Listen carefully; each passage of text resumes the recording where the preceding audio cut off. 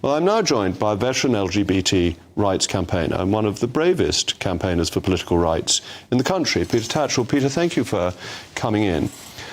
The difficulty with this, and you've always defended free speech as well.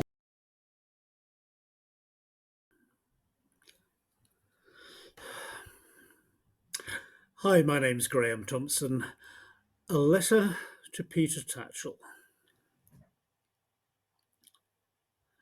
Dear Peter, congratulations on yet another propaganda coup in Jacob Rees-Mogg lauding you the other week on GB News. Perhaps he was unaware of your open history of paedophile advocacy. Perhaps, like Nigel Farage and Mark Stein, who've also fawned over you, he was unaware of your contribution to the paedophile anthology Betrayal of Youth, published in 1986 by the former vice chairman of the Paedophile Information Exchange, Warren Middleton. Perhaps he was unaware of the glowing review you wrote for that paedophile book in the communist publication 7 Days in 1987. Perhaps he was unaware of your letter to The Guardian in 1997, extolling another paedophile book, Dare to Speak, put together by the editor of the Dutch paedophile publication Pedica. What you have in common with Jimmy Savile is neither of you have ever been convicted of a paedophile offence. The difference between Jimmy Savile and yourself is he never spent the 80s and 90s openly advocating for paedophilia. Jacob Rees-Mogg was, without question, correct to say you are a very brave man. But you are a very brave man for the cause of paedophilia. To give yourself a Jimmy Savile mask of virtue. You are a paedophile advocate first, and a homosexual advocate a very poor second. That is why you are willing to sacrifice oft times homosexual children to bodily mutilation to help abolish the age of consent. If children can consent to change sex, they'll be able to consent to have sex. Route 1, pursuing your paedophile agenda, didn't go very well for you. So now you have gone Route 2 in pursuing your paedophile agenda by stealth. And it has had spectacular success. The vast majority of the public abhor paedophilia, but nearly all of them are willing to be complicit with paedophilia to avoid being called bigot, homophobe, or transphobe. When Parliament voted by 538 to 21 in 2019 for the Patent Paedophile Charter of compulsory LGBTQ relationships and sex education in schools from year one in primary school, it reflected the country as a whole in the grip of fear it is in.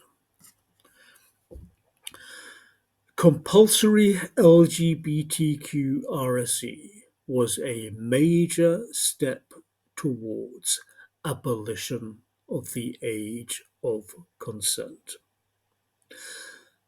The next step towards abolition of the age of consent is a spurious conversion therapy ban to let child predators lock up child protectors.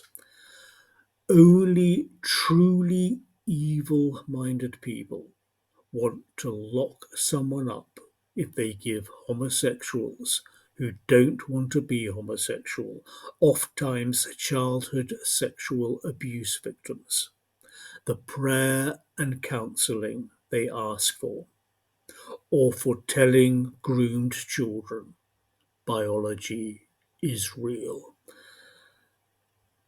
Only a democracy in its death throes would countenance such manifest evil.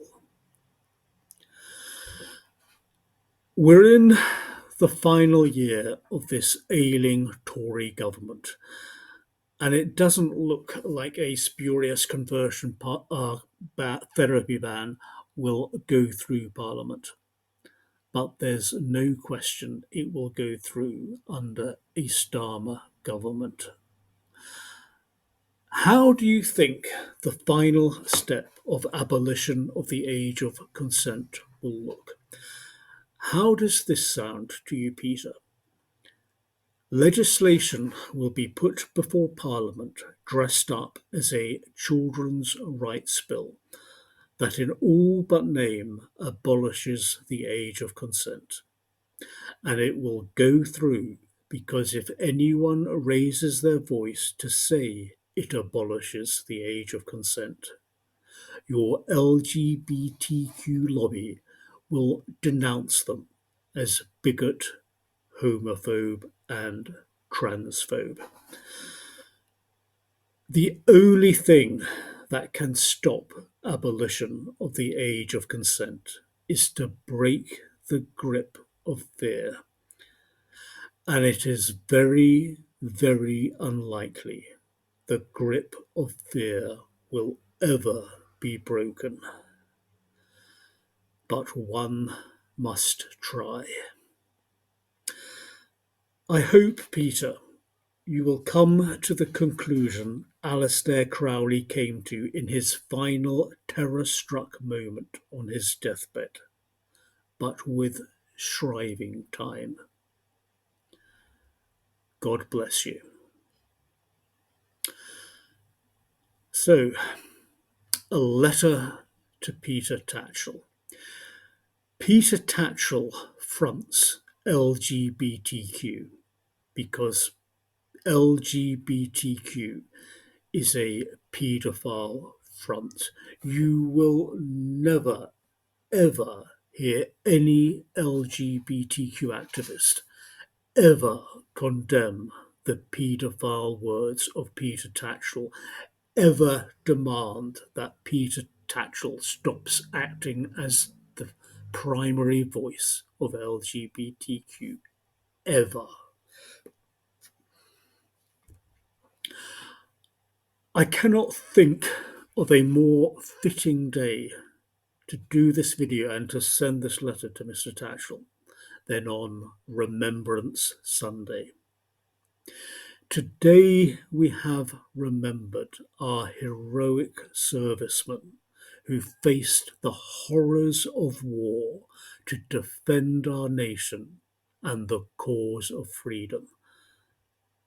And today we are too afraid to protect our children and defend our democracy in case the paedophile front of LGBTQ calls us nasty names.